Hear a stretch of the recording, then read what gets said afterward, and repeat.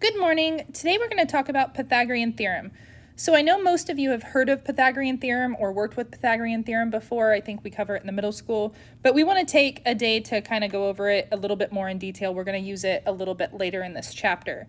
So when I look at a right triangle, because Pythagorean Theorem only works for a right triangle, the two legs, the two pieces that make up your right angle are the A and the B, and then the C is the hypotenuse.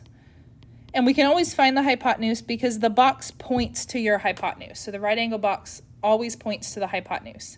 So when I look at these examples, the first thing we're going to look at is, are we looking for a leg, one of the straight pieces, or are we looking for the hypotenuse, the diagonal piece? So if I look at example 1 and we look at where the box is pointing to, so on this example, we're going to look for the hypotenuse. So we're going to start with our equation, a squared plus b squared equals c squared. And it really doesn't matter if I put the 8 in for A or if I put in for B, but I usually use the smaller number as A. So I'm going to have 8 squared plus 15 squared equals C squared. Okay, so 8 squared is just 8 times 8, which is 64. 15 squared is 15 times 15, which is 225. And then my C number is going to be my X part. Okay, when I add 64 and 225, we're going to get 289 equals our x squared. And then the final step is to get x by itself. So in order to undo an x squared, to get x by itself, we're going to square root both sides. So the square root of 289 is simply 17. So x here is 17. Okay, looking at example 2, again, the first thing we're going to do is figure out what piece are we trying to find. So if I look at the box, so it points to our hypotenuse.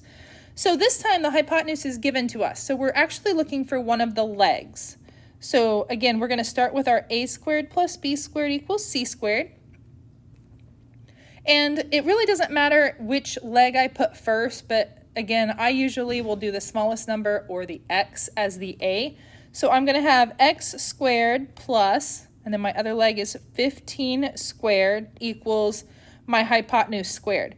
So even if we're not trying to find the hypotenuse, we have to make sure that that hypotenuse or that C number is on the other side of the equal sign.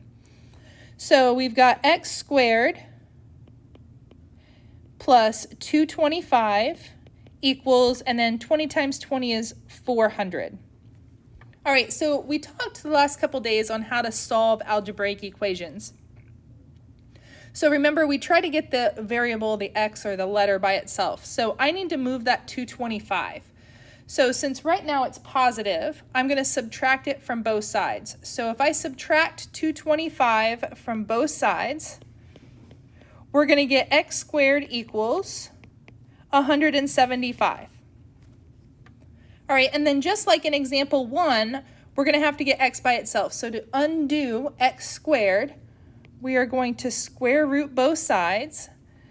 And this one doesn't come out nice and pretty, but the directions say we're going to round to the nearest tenth. So we're going to get a number that comes out to be a little bit bigger than that. So we get 13.228. So I want to round to the nearest tenths place, so that's one number after the decimal. So we're going to get 13.2. So x equals 13.2. All right, so we've talked about how to find a hypotenuse. We've looked at how to find a leg. Now we're going to look at example 3. Now example 3 looks a little bit more complicated, but it's really the same kind of problem. All right, so what we're going to do is we're going to concentrate on just this triangle right here. All right, so if I look at this shape, I know that this side is 7. Well, it turns out that this one will also be 7. And then this is a right triangle here. So I can basically just ignore this whole piece over here. So we don't even need that section. And now I have the same kind of picture we've had everywhere else. We're still going to look at where does the box point to. So we know that that's going to be our hypotenuse. So this one's going to be more like example 2. We're looking for the leg and not the hypotenuse. So we started the same, a squared plus b squared equals c squared. Again, it doesn't matter if I use the x first or the 4 first. So we're going to have x squared plus 4 squared equals, and then again, the 7's the hypotenuse, so 7 squared. So x squared plus 4 times 4 is 16. 7 times 7 is 49. All right, so this again goes back to what we were doing Monday and Tuesday. So we're going to get x by itself. So we want to subtract 16 from both sides. So we're going to have x squared equals 33. And then we're going to square root both sides, just like we did in examples 1 and 2. So when I do that, and I'm going to round to the 10th place because this isn't going to come out to be a pretty number. So we're going to get x equals 5.7. So that is what we would get for x in this problem. So for the next two examples, you're actually going to work through them alone, and then we're going to talk about it. So remember, you're going to do your a squared plus b squared equals c squared. You're going to figure out if you're finding a hypotenuse like in example 1, or if you're finding a leg like in examples 2 and 3. Set it up, and then you're going to solve it. So why don't you go ahead and work on example 1, we'll talk about that one, and then you're going to work on example 2 and we'll talk about that one. All right, so hopefully you've got your answer. So we're going to have on example 1, you should have set it up to where x was your hypotenuse. So on this one, we would have had, start with our equation, we would have had 8 squared plus 12 squared equals our x squared. So you're going to have 64 plus 144 equals x squared. And then when I take 144 plus 64, we're going to get 208 equals x squared. And then you would have had to square root both sides. Your final answer for this problem should have ended up to be 14.4 if you did everything correctly. So hopefully that's the answer you got. Okay, I want you to go ahead and take a few moments to work on example 2. So on this example, again, you would have looked to see which side is your hypotenuse. So in this case, it gave you the c. So the c here is going to be your 25. That's your hypotenuse. So you should have started with your equation, just like we've done on all the rest of them.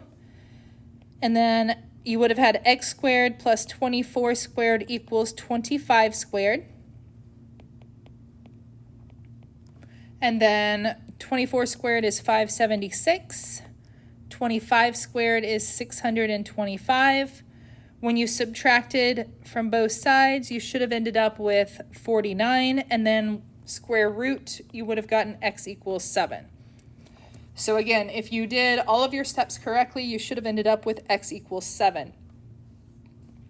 So that's pretty much the notes for today. When you go to open up the homework, just like you did for Monday and Tuesday, you can do this several different ways. So you can pull up the PDF and work it on Kami. So you can basically just write out your answers on the document through Kami.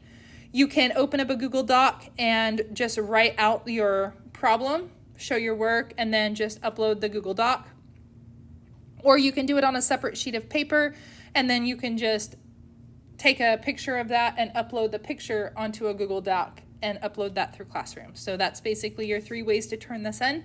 And if you have any questions, again, just feel free to shoot me an email during office hours, and I will get back to you as quickly as I can. Thanks, guys. Bye-bye.